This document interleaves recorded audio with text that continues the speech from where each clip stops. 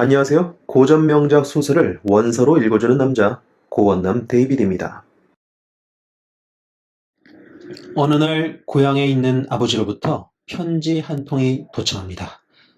가족에게 불어닥친 비극적인 소식을 듣게 되는데요. 막내동생 윌리엄이 갑작스레 살해를 당했다는 소식이었습니다. 빅터는 더 이상 고향행을 머뭇거릴 수 없었고 급히 고향으로 달려갑니다. 고향 마을 어귀에 도착해서는 바로 집을 찾지 않고 막내가 살해당했다는 장소를 향하는데요. 이미 거센 폭풍우가 몰아치는 가운데 번쩍이는 번개속에서 빅터는 자신의 창조물을 순간 발견하고선 경악을 하고 맙니다. 그리고는 확신을 합니다. 막내를 살해한 범인이 누군지. Frankenstein, or the Modern Prometheus, Mary Shelley. Chapter 7.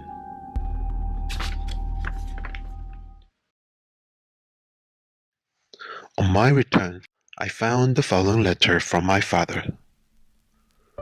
My dear Victor, you have probably waited impatiently for a letter to fix the date of your return to us, and I was at first tempted to write only a few lines, merely mentioning the day on which I should expect you. But that would be a cruel kindness, and I dare not to do it. What would be your surprise, my son, when you expected a happy and glad welcome, to behold, on the contrary, tears and wretchedness? And how, Victor, can I relate our misfortune? Absence cannot have rendered you callous to our joys and griefs. And how shall I inflict pain upon my long-absent son? I wish to prepare you for the woeful news, but I know it is impossible. Even now, your eye skims over the page to seek the words which are to convey to you the horrible tidings. William is dead. That sweet child, whose smiles delighted and warmed my heart, who was so gentle, yet so gay. Victor is murdered. I will not attempt to console you, but will simply relate the circumstances of the transaction. Last Thursday, May 7th, I, my niece, and your two brothers went to walk in plain play. The evening was warm and serene, and we prolonged our walk farther than usual. It was already dusk before we thought of returning, and then we discovered that William and Ernest, who had gone on before, were not to be found. We accordingly rested on a seat until they should return. Presently Ernest came and inquired if we had seen his brother. He said that he had been playing with him, that William had run away to hide himself, and that he vainly sought for him, and afterwards waited for a long time, but that he did not return. This account rather alarmed us, and we continued to search for him until night fell, when Elizabeth conjectured that he might have returned to the house. He was not there.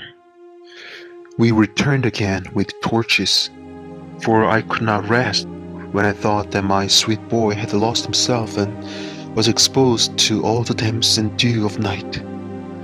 Elizabeth also suffered extreme anguish. About 5 in the morning, I discovered my lovely boy, whom the night before I had seen blooming and active in health, stretched on the grass, livid and motionless. The print of the mother's finger was on his neck. He was conveyed home, and the anguish that was visible in my countenance betrayed the secret to Elizabeth. She was very earnest to see the corpse. At first I attempted to prevent her, but she persisted, and entering the room where it lay, hastily examined the neck of the victim, and clasping her hands exclaimed, "Oh God, I have murdered my darling child!"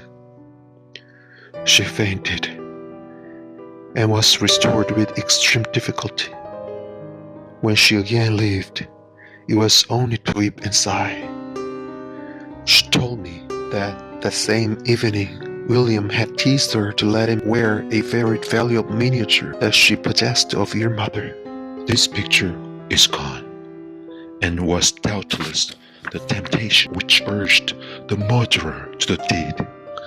We have no trace of him at present, although our exertions to discover him are unremitted, but they will not restore my beloved William.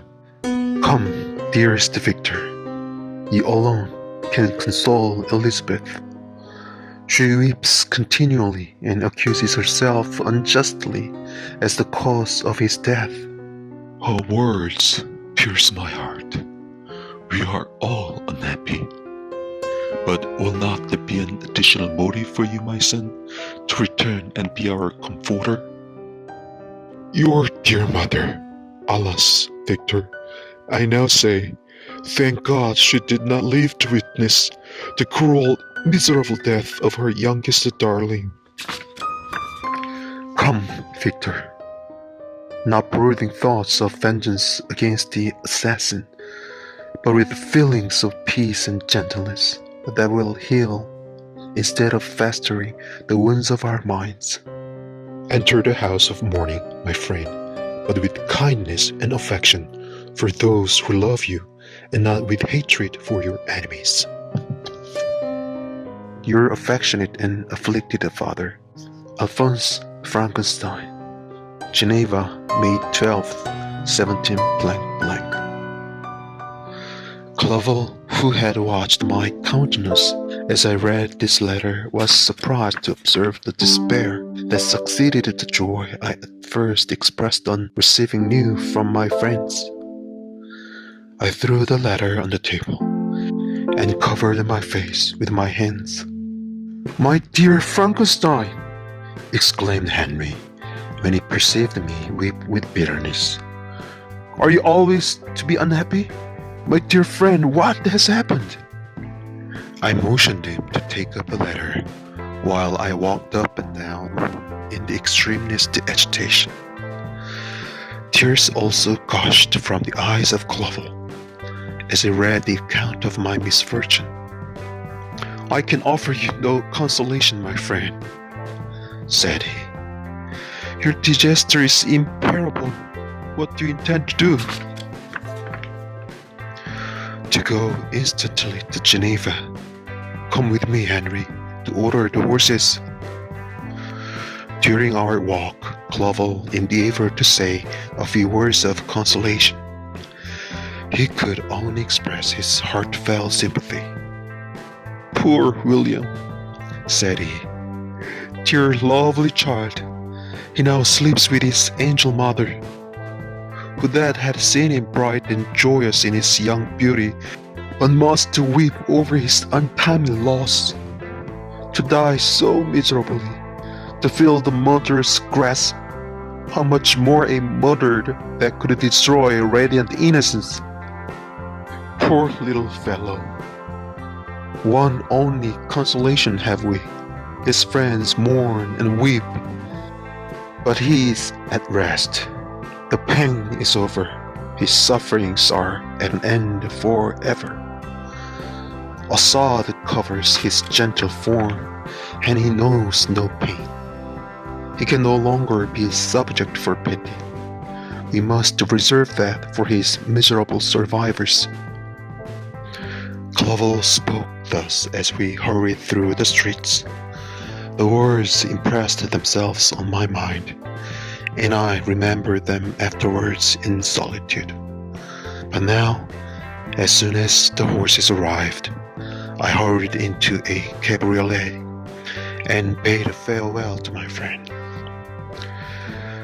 My journey was very melancholy. At first I wished to hurry on, for I longed to console and sympathize with my loved and sorrowing friends. But when I drew near my native town, I slackened my progress. I could hardly sustain the multitude of feelings that crowded into my mind. I passed through scenes familiar to my youth, but which I had not seen for nearly 6 years. How altered everything might be during that time! One sudden and desolating change had taken place, but 1,000 little circumstances might have by degrees worked other alterations, which, although they were done more tranquilly, might not be the less decisive. Fear overcame me. I bared no advance, dreading 1,000 nameless evils that made me tremble, although I was unable to define them. I remained 2 days at Lausanne in this painful state of mind. I contemplated the lake. The waters were placid. All around was calm, and the snowy mountains, the palaces of nature, were not changed. By degrees the calm and heavenly scene restored me, and I continued my journey towards Geneva. The road ran by the side of the lake, which became narrower as I approached my native town. I discovered more distinctly the black sides of Jura and the bright summit of Mont Blanc. I wept like a child. Pure mountains, my only beautiful lake, how do you welcome your wanderer? Your summits are clear. The sky and lake are blue and placid. Is this to prognosticate peace, or to mock at my unhappiness? I fear, my friend, that I shall render myself tedious by dwelling on these preliminary circumstances. But they were days of comparative happiness, and I think of them with pleasure. My country, my beloved country, who but a native can tell the delight I took in again beholding thy streams, thy mountains, and more than all, thy lovely lake. Yet, as I drew nearer home, grief and fear again overcame me. Night also closed around, and when I could hardly see the dark mountains, I felt still more gloomily.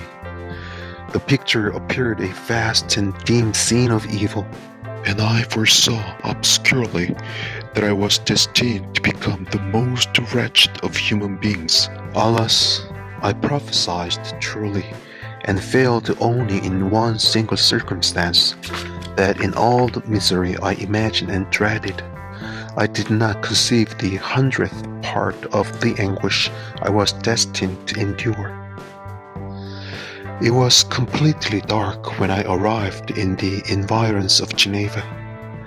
The gates of the town were already shut, and I was obliged to pass the night at Sacron, a village at the distance of half a league from the city. The sky was serene. As I was unable to rest, I resolved to visit the spot where my poor William had been murdered. As I could not pass through the town, I was obliged to cross the lake in a boat to arrive at Plain. During this short voyage, I saw the lightning playing on the summit of Mont Blanc in the most beautiful figures. The storm appeared to approach rapidly, and on landing, I ascended a low hill that I might observe its progress. It advanced. The heavens were clouded, and I soon felt the rain coming slowly in large drops, but its violence quickly increased. I quitted my seat and walked on, although the darkness and storm increased every minute, and the thunder burst with terrific crash over my head. It was echoed from Salif, the Juras, and the Alps of Savoy. Vivid flashes of lightning dazzled my eyes, illuminating the lake, making it appear like a vast sheet of fire. Then, for an instant, everything seemed of a pitch darkness, until the eye recovered itself from the preceding flash.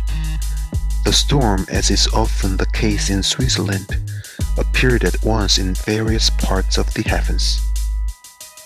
The most violent storm hung exactly north of the town, over the part of the lake which lies between the promontory of Bellerive and the village of Copete, Another storm enlightened Jura with faint flashes, and another darkened and sometimes disclosed the mole, a peaked mountain to the east of the lake. While I watched the tempest, so beautiful yet terrific, I wandered on with a hasty step. This noble war in the sky elevated my spirits. I clasped my hands and exclaimed aloud, "William, dear angel, this is thy funeral, this thy dirge."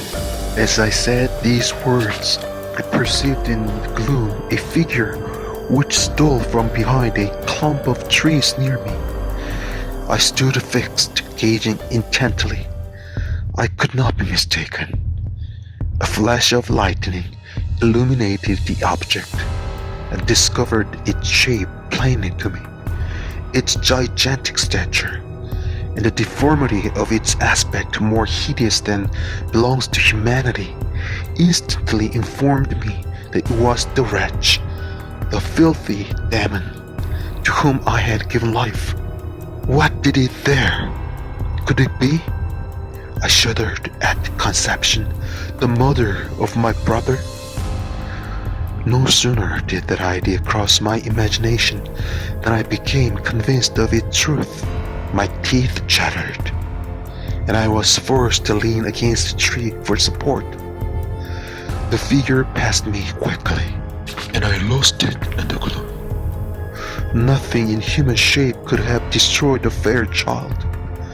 He was the murderer. I could not doubt it.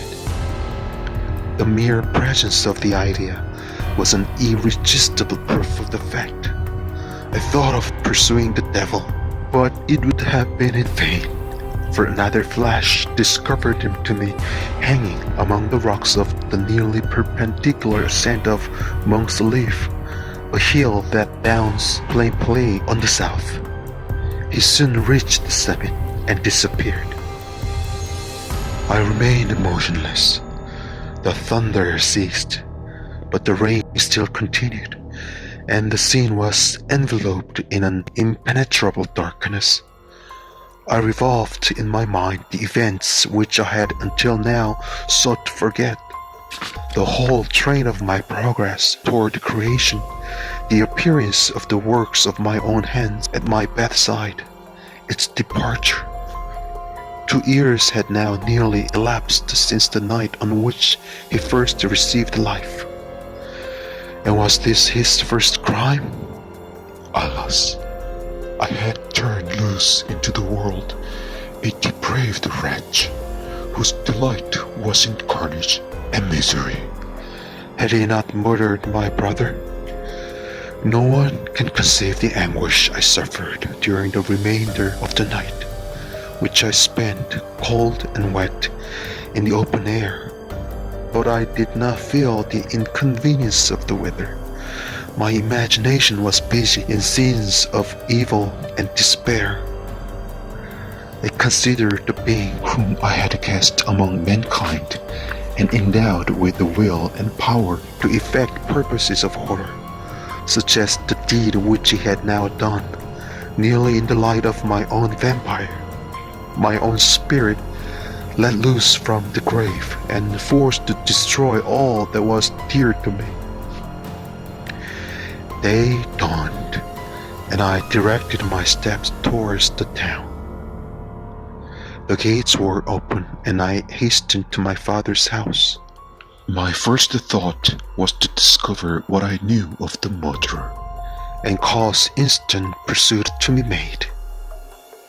But I paused when I reflected on the story that I had to tell.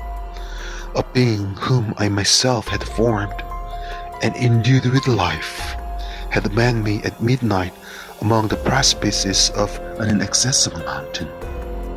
I remembered also the nervous fever with which I had been seized just at the time that I dated my creation, and which would give an air of delirium to a tale otherwise so utterly improbable.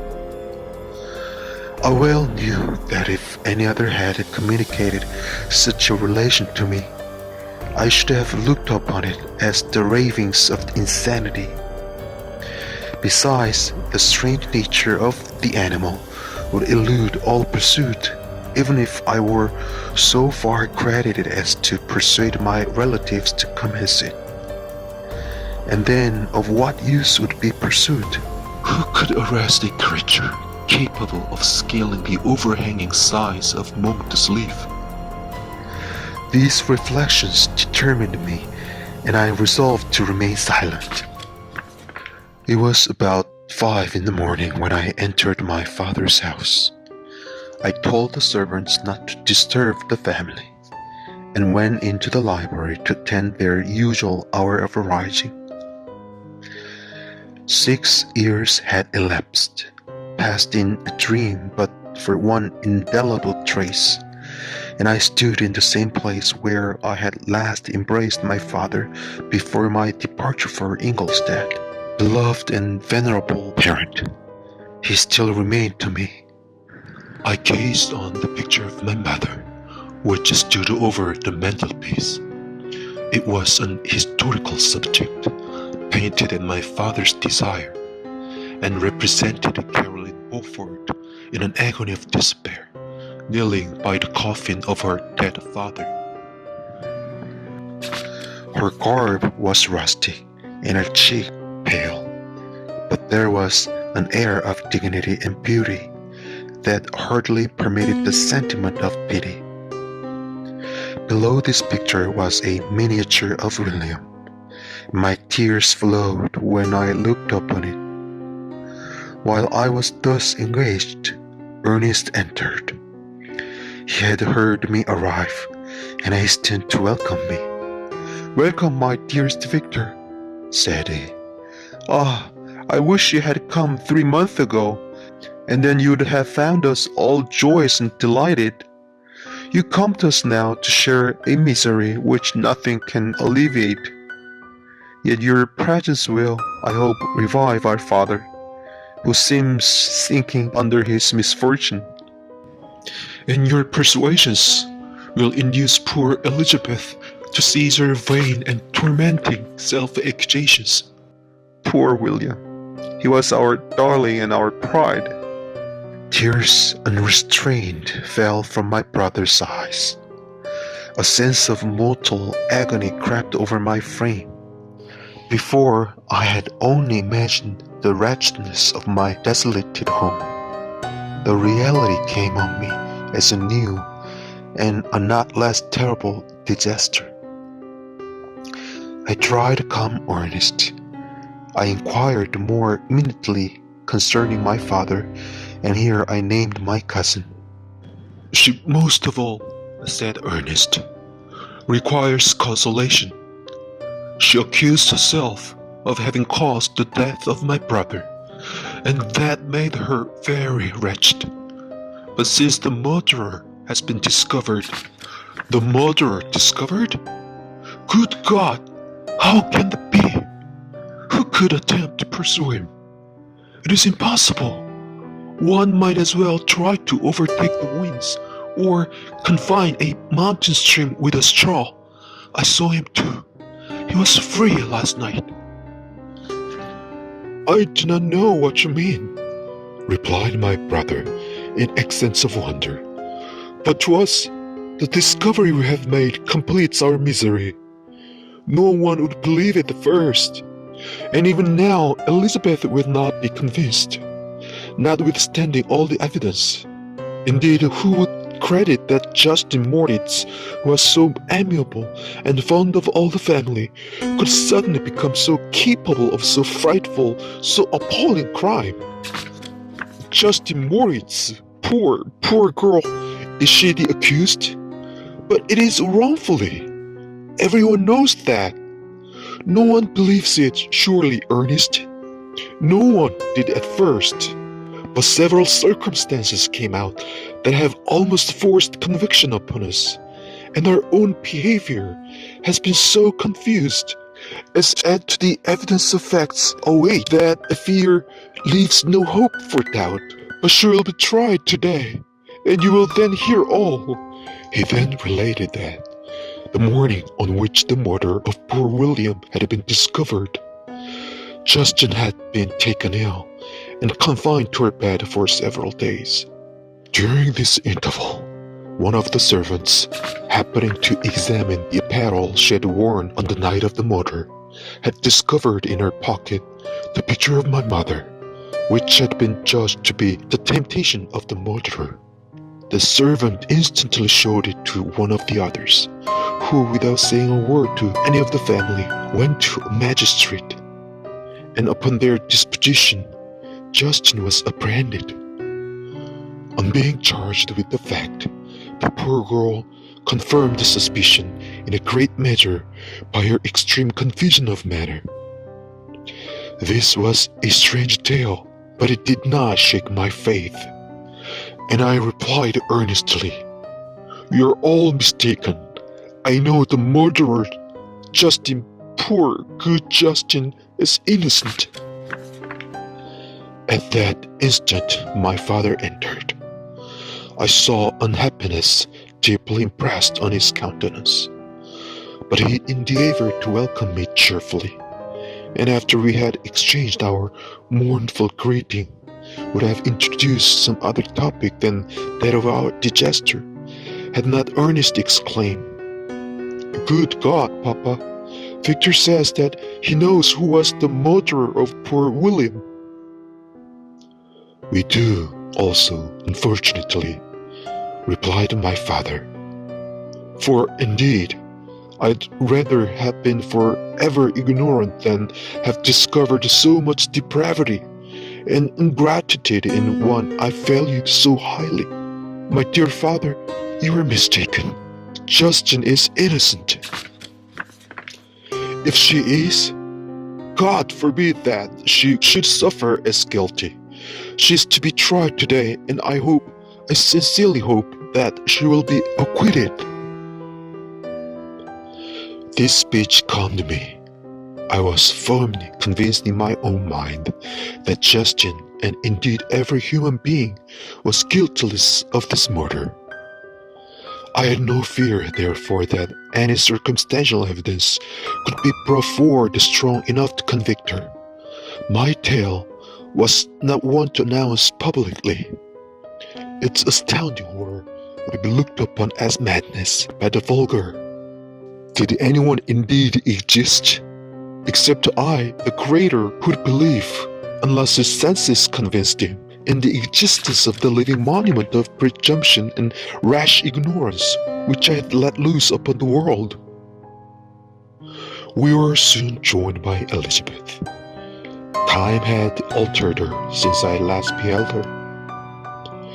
It had endowed her with loveliness surpassing the beauty of her childish years. There was the same candor, the same vivacity, but it was allied to an expression more full of sensibility and intellect. She welcomed me with the greatest affection. "Your arrival, my dear cousin," said she, "fills me with hope. You perhaps will find some means to justify my poor guiltless Justin. Alas, who is safe if she be convicted of crime? I rely on her innocence as certain as I do upon my own. Our misfortune is doubly hard to us.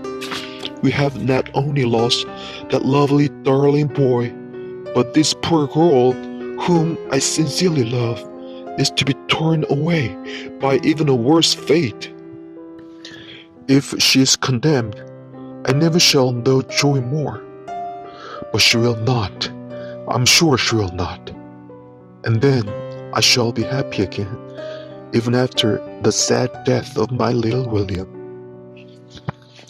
"She is innocent, my Elizabeth," said I, "and that shall be proved. Fear nothing. But let your spirits be cheered by the assurance of her acquittal." "How kind and generous you are. Everyone else believes in her guilt, and that made me wretched, for I knew that it was impossible, and to see everyone else prejudiced in so deadly a manner rendered me hopeless and despairing." She wept. Dearest niece, said my father, dry your tears. If she is, as you believe, innocent, rely on the justice of our laws, and the activity with which I shall prevent the slightest shadow of partiality.